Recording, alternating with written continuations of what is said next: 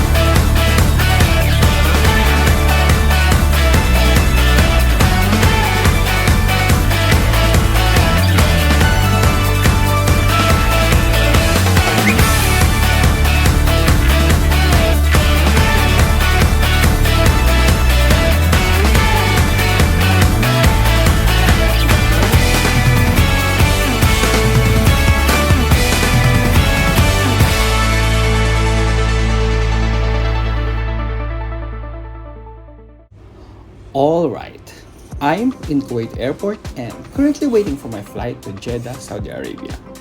But first, let me give you a little bit of background about this trip. It's been a while since Saudi opened its doors to certain countries as a tourist, and visas can be obtained online. And the last time I checked, my dear Philippines is not included. Not until a few weeks ago, I saw an ad that GCC residents can apply visa, which I did. And the rest was history. Country number 12, let's go!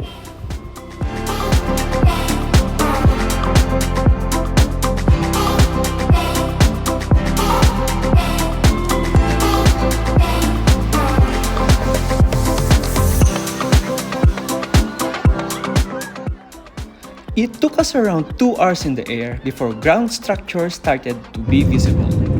We are getting closer and closer to my newest country. A lot of you may ask, why in the world is Saudi Arabia? I guess the best reply, why not? For a country that newly opened its borders to explorers and travelers, I'm pretty sure it has so much to offer.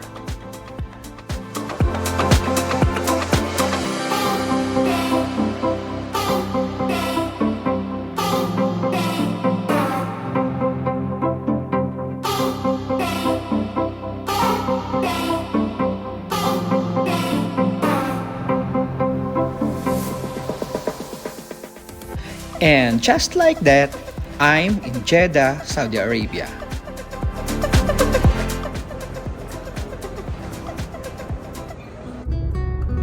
My passport got stamped and officially, I'm in the country.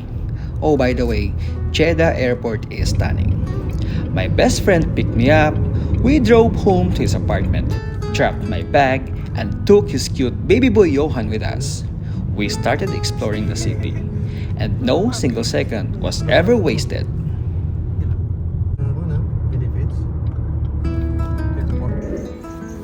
Johan! Daddy's duty ang kaibigan ko. Let's go. First day in Jeddah, Saudi Arabia. And it's my 12th country. Next. Ako yung drive. Sana kung meron din ganito sa Kuwait, no? Diba? Kuwait, baka naman. Good evening, guys. Currently, dito sa City Walk, Jeddah, Saudi Arabia. Feeling ko na-activate yung pagkabata ko dito sa ano yung tawag ka rin? Dito sa City Walk, Jeddah.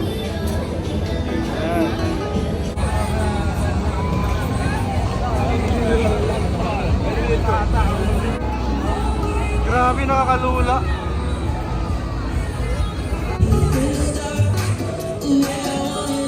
This part right here, I should say, is my favorite. The energy, the vibes, it's just overwhelming.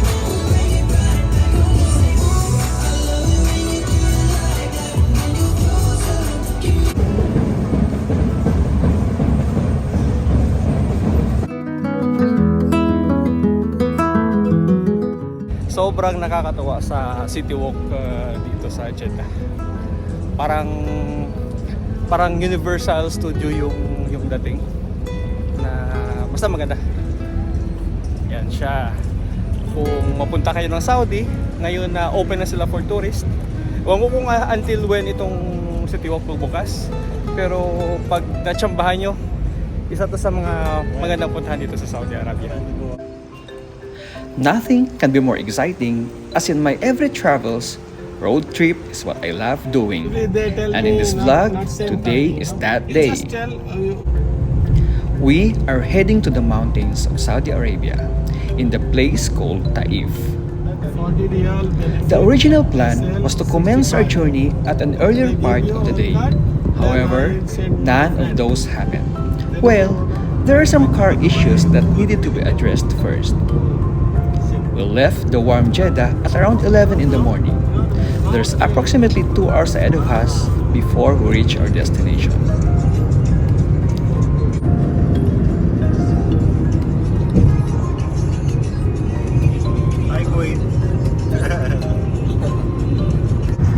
Not far from where we left, I have noticed a drastic change from the view of the surroundings. Traffic jams becomes less to almost non-existent. Buildings and establishments along the roads were replaced with hills and rock formations that seems endless. It's the Saudi desert that I once imagined.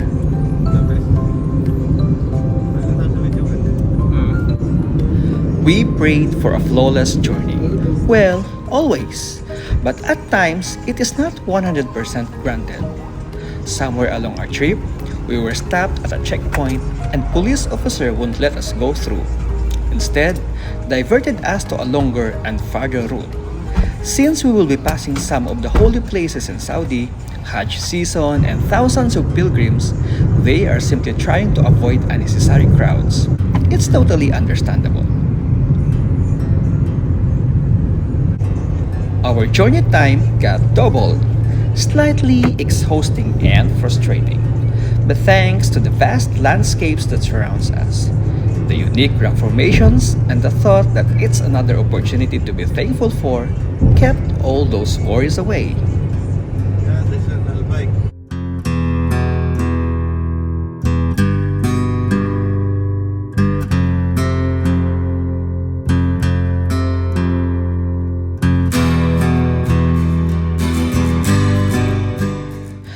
Hours had passed and we've got the urge to put something in our stomach. Oh well, your Al-Bike is here to the rescue. Lunch break muna kami.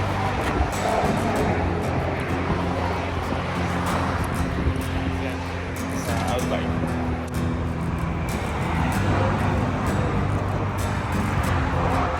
We didn't eat at the place though. They have no space for dining. We took it out, ate at the car, and continued our journey towards Al-Shafa. It's less than an hour journey into the mountains.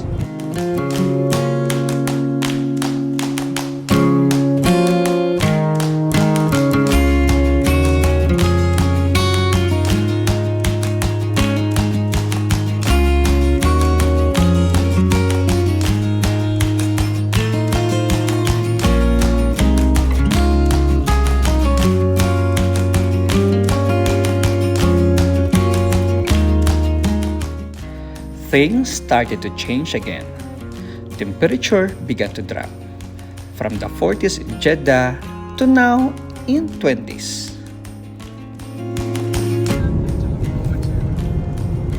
See how to get? You make the restaurant here. Yeah, you take one helicopter and take picture. Drone. Yes. Brother, put the restaurant here, Roshisha. Oh, must be, yes. Wow. See, the people is there. these people from there, near maybe the house there. There's a You seashell. take this picture. Green trees and grasses everywhere, and it feels like we're transported into a different world. This is Saudi from entirely different perspective. The best one, well, that's for me. Yes.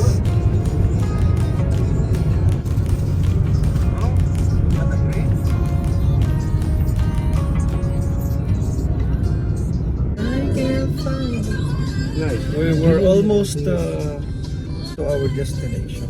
1 minute To left. stay here, no problem. Yeah. Stay. We can stay here and leave tomorrow. Yeah. I'll show you the view, guys. Wow.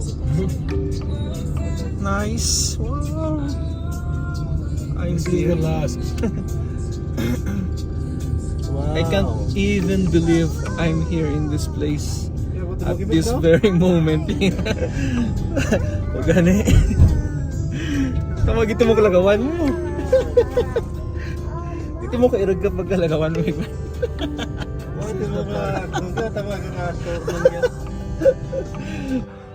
This view is heaven. Oh my god. This is in Taif, Saudi Arabia.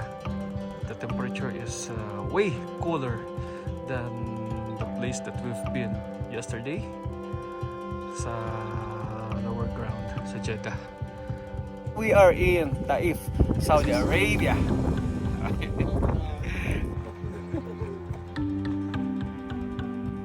What can you say?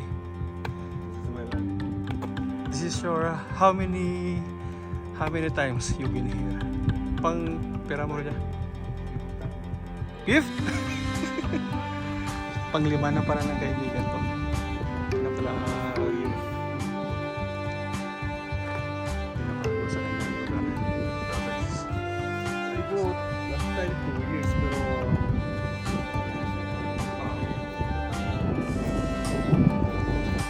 Being a nature lover, these sceneries gave me a great sense of satisfaction and belongingness. So pure and raw. It keeps me going.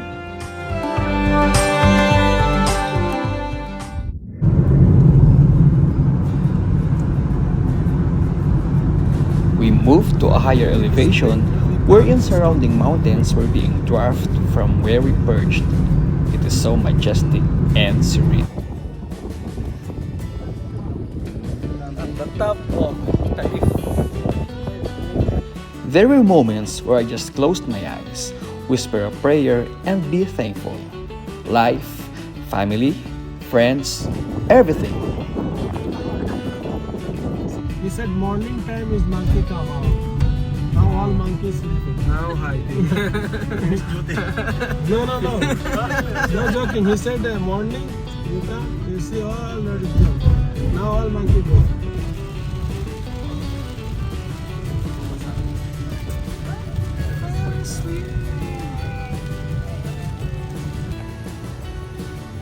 Such a blessing to be able to experience rain here in Saudi Arabia.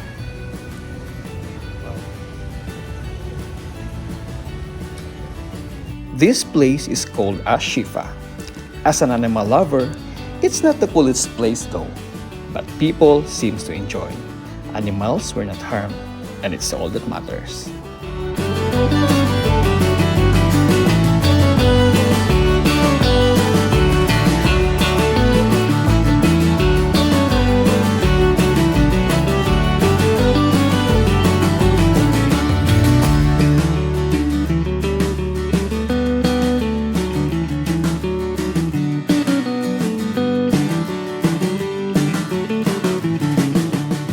Take some video. Hi horse.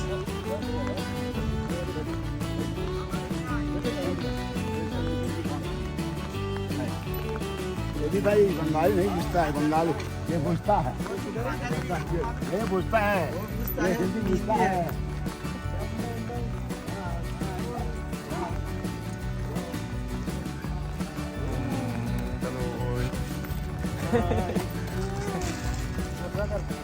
काम to person काम। Stunning view of the mountains here in Saudi. Johan. Mag-green tita. Hi. Pasa.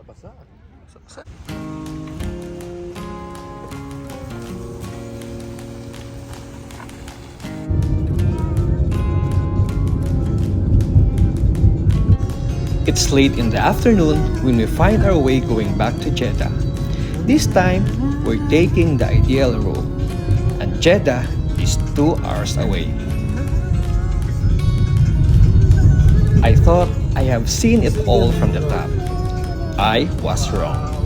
The road as we descend offers a jaw-dropping and picturesque sights. The view is It's stunning also mind-blowing. from above, from the sky.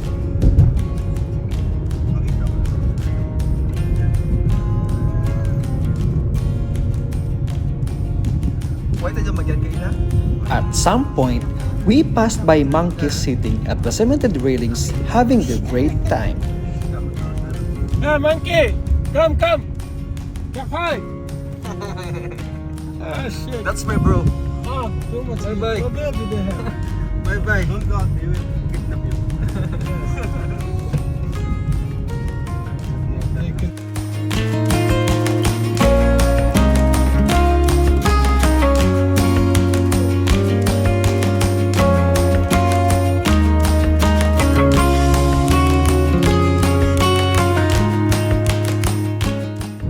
And he's having the most ill-had chicken. That was boiled. Look at the road that we are navigating right now. What are you doing?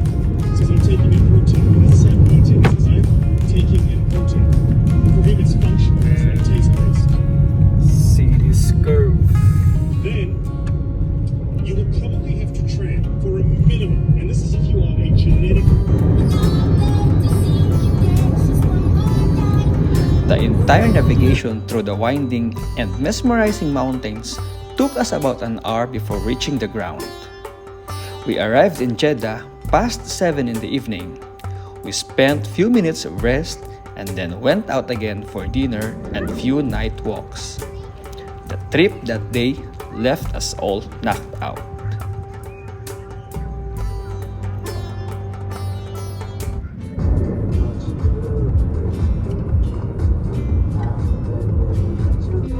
It's my last day in Saudi Arabia, and we woke up early to catch nearby sights before the sun is fully out.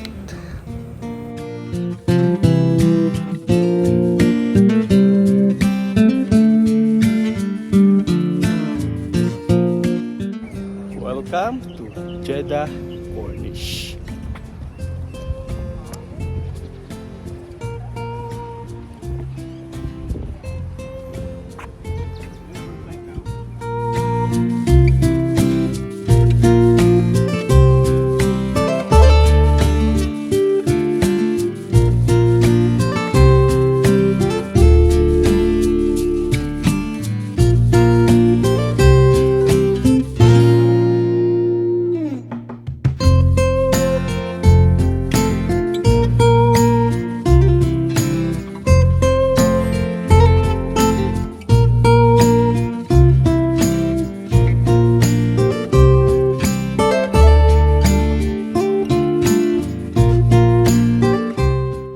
I was shocked to see coconut trees growing and line the streets in this side of the country.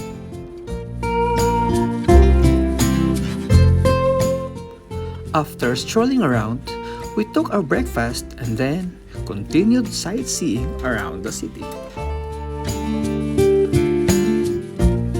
I got the chance to see the famous Balad, translated as the town, the historic area of Jeddah. It was founded in the early 7th century and served as Jeddah's commercial center before the 1970s oil boom. Today, the town is famous for its ancient architecture and traditional buildings. Dito nagtatapos yung 3-day trip ko dito sa Jeddah, sa Saudi Arabia. Medyo bitin, syempre. 2 days is not enough for a fascinating country like this. Ang dami pang pwedeng mapuntahan dito sa Saudi. Pero so far masasabi ko na sulit din naman yung stay ko dito. Lalo na dito yung kaibigan ko. Best friend for life. Welcome. Buhat din. Molo mo habi. Molo siya. So, yan lang guys. Travel muna. And thank you so much for watching. See you in the next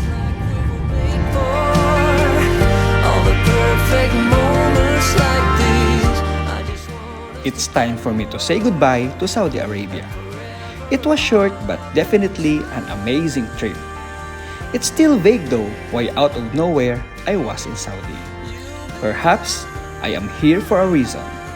Might as well make up all the times that I and my best friend lost in the past. I always live in this mantra. Enjoy life and spend time to people who matters. This travel can be the best description of that.